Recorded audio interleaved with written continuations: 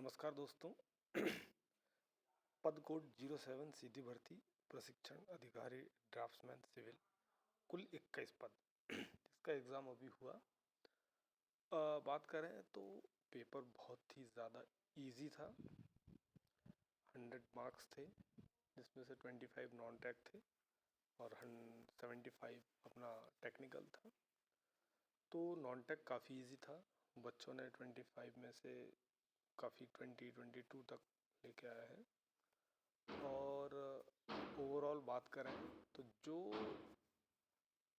अच्छे स्टूडेंट्स हैं 90 तक उन्होंने नंबर्स लेके आए हैं, और उसके ऊपर जो नंबर लेके आए हैं उनका सिलेक्शन कंफर्म मान के चलिए। और जैसे हम पद की बात करें तो आप जैसे देख रहे हैं कि यूआर के 3 पद ओपन है और 2 महिला के लिए, एक भूतपूर्व सैनिक के लिए 1 पद है। टोटल 6 पद हो गए। ईडब्ल्यूएस के लिए 2 हैं, एससी के लिए 3 हैं, अनुसूचित जाति के लिए 4 हैं, जनजाति के लिए, और ओबीसी के लिए टोटल 6 पद है, जिसमें से 3 ओपन है, 2 महिला है और 1 भूतपूर्व सैनिक के लिए है। और वही यदि 87% और 13% की बात करें तो उन्होंने ओबीसी और यूआर के 1-1 पद, महिला, ऐसे टोटल 6 पद को अलग किया है। और जो कुछ पिछले साल के जो बैकलॉग पद थे, 4 पद हैं, उसमें से ओबीसी के 2 हैं और एससी के 2 हैं। तो ऐसे मिला के टोटल ओवरऑल जो पद की संख्या है काफ़ी अच्छी है। मैं बात करूं तो इसके कट ऑफ को लेके, तो देखिए, यदि कोई बच्चा, चाहे वो ओबीसी का हो, चाहे एससी का हो या एसटी का हो, 93, 94, 95, 92 इस रेंज में रहता है तो वो यूआर की सीट्स कंफर्म उठा लेगा। यदि महिलाएं भी उनमें से कुछ रहती है, जैसे 3 पद हैं ओपन, है ना, उसके बाद 5 पद टोटल हैं, तो जिसमें से एक तो अपना भूतपूर्व सैनिक हो गया, तो 5 पद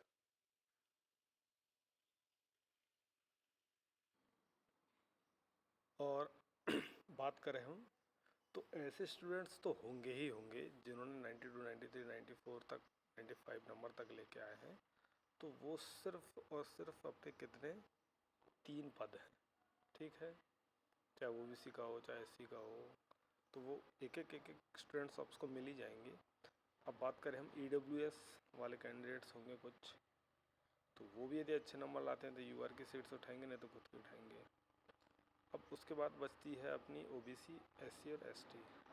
तो ओबीसी में 3 पद हैं ओपन, एसटी में 3 पद हैं ओपन, और एससी में 2 पद हैं ओपन, जिसमें महिला और पुरुष दोनों ले सकते हैं। तो हम बात करें एटलीस्ट 92 से 93 जो मतलब जिसके मार्क्स होंगे 92 या 93, वो सिलेक्ट हो जाएगा अपने यूआर पद के लिए 100%। बता रहा हूँ आपको। ईडब्ल्यूएस भी उसी के आसपास मान के चलिए आप। ओबीसी वाले 90, 89, 90, 91 तक जा सकता है। एससी वाले की बात करें तो 88, 89, और एसटी की बात करें तो वो भी 85, 86 तक उनका भी इसी नंबर पे सिलेक्शन हो जाना चाहिए। बात करें हम तो इसके साथ साथ एक सर्वेयर और एक प्लम्बर, तो ये 2 वैकेंसीज और हैं जिसमें सिविल वालों ने अप्लाई किए हैं।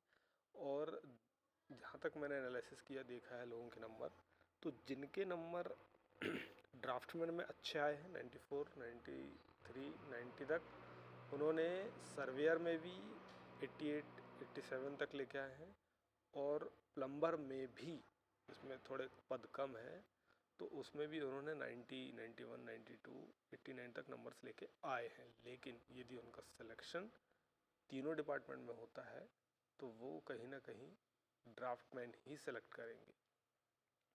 अब बात ये आई कि जिन लोगों ने सर्वेयर और प्लम्बर वाला एग्ज़ाम नहीं दिया है तो उनके लिए प्रॉब्लम हो सकता है।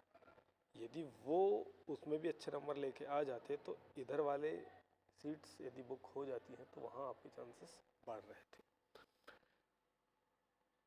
बात करें ओवरऑल सिलेक्शन को लेके तो 1 से 1.5 महीने 50 दिन में रिजल्ट आ जाएगा और आप देखेंगे कि कट ऑफ यही कुछ रहने वाली है। 88 87 तक तो काफ़ी स्टूडेंट्स के नंबर हैं।